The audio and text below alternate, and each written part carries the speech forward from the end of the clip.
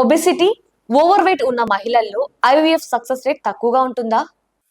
ఇది నిజమే అండి. కొంచెం success rate marginally over weight లేదా ఒబేసిటీ ఉన్న వాళ్ళలో తక్కువ ఉండే ఛాన్స్ ఉంటుంది. ముందు మీరు ఓవర్ వెయిట్, ఒబేసిటీతో బాధపడుతున్నారా లేదా తెలుసుకోవాలి అంటే చిన్న బీఎంఐ అన్నది క్యాల్క్యులేట్ చేయండి. మీ హైట్, వెయిట్ మీరు ఎంటర్ చేస్తే ఆటోమేటిక్‌గా బీఎంఐ క్యాల్క్యులేటర్‌లో మీ బీఎంఐ ఎంతనో తెలుస్తుంది.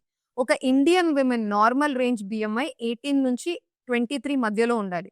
23 దాటినప్పటి నుంచి ఓవర్ వెయిట్ కింద లెక్క వస్తారు. 30 మీద వచ్చేసి ఒబేసిటీ.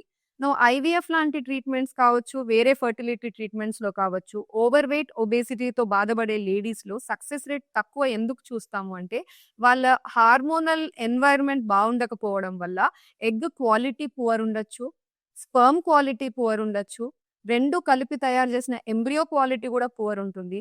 అదే విధంగా ఒక హెల్తీ ఎంబ్రియో తయారైనప్పటికీ వాళ్ళ గర్భసంచి లోపల ఎన్వైర్న్‌మెంట్ ఆ ఎంబ్రియోని యాక్సెప్ట్ చేయడానికి దాన్ని యూటరైన్ రిసెప్టివిటీ అంటాం. సో అది కూడా కొంచెం అఫెక్ట్ అవుతుందన్నమాట ఈ వెయిట్ డిస్టర్బెన్సెస్ వల్ల. అందుకే ఓవర్ వెయిట్, ఒబేసిటీతో బాధపడే వాళ్ళు మంచి diet, lifestyle, weight loss plan చేసిన తర్వాత వెళ్ళండి. అండ్ బీఎంఐ 35 కంటే కూడా ఎక్కువ ఉన్న వాళ్ళు ఇంకా కూడా స్ట్రిక్ట్‌గా ముందు వెయిట్ లాస్ ప్లాన్ చేసిన తర్వాతనే మీరు ట్రీట్మెంట్‌ని స్టార్ట్ చేసుకోండి.